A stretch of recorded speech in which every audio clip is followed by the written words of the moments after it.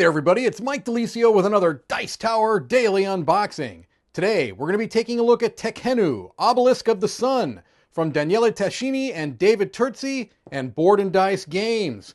1 to 4 players, 60 to 120 minutes, solo mode included. I see you, solo mode. All right, so this is in the line of the games that Board and Dice has been doing lately with the Teotihuacan, also designers that are involved with Tzolk'in, so quite a design pedigree here. 4 millennia ago, on the eastern bank of the Nile River, a foundation for what was to become the Temple of Amun-Ra was laid. And you can see that this is a game where you've got this large obelisk in the, well, not quite in the center of the board, but there off to the side of the board. And so let's take a look and see what's inside the box of Tekhenu. I imagine there's going to be a lot of components. These games tend to have a lot of components, and we can already see there's a whole lot of wooden components here. There's what sounds to be a whole bunch of dice in here, and we've got tiles galore.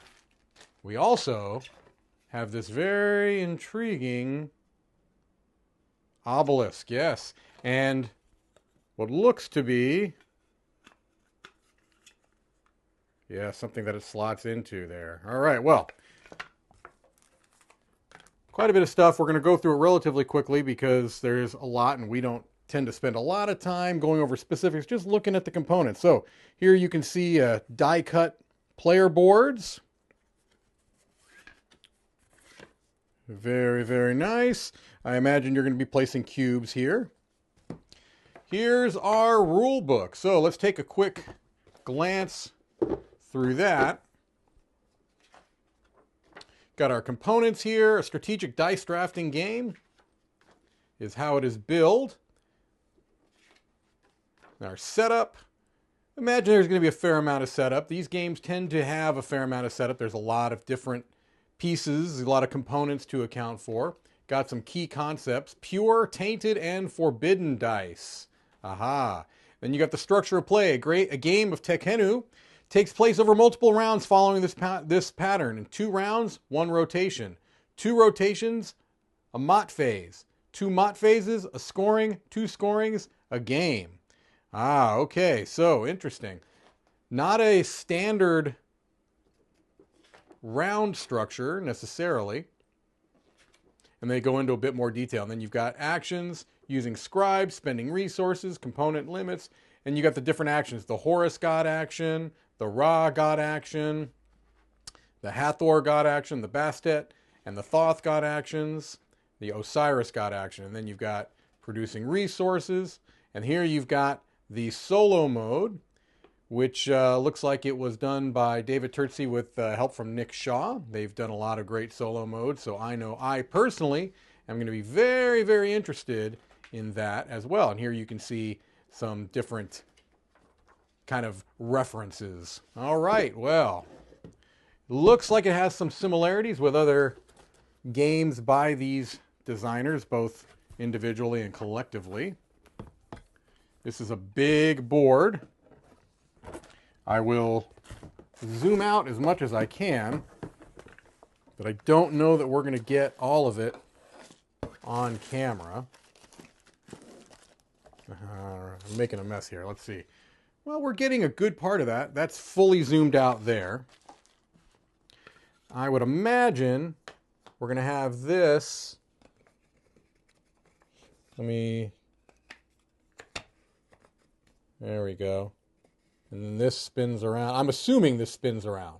I mean, I can't imagine it would allow you to if it's not supposed to.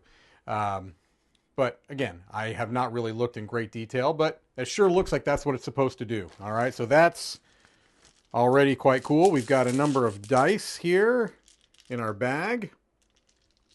D6s. We've got player aids. I'm not going to get out all of these little pieces. There's a lot of cardboard pieces here, okay? You can just get a sense of them. We don't need to look at all those in tremendous detail. I do want to look through some of these cards just so you can get an idea maybe of some of the iconography. See if that gives you a little bit more of a glimpse of what this game is about. Here we go.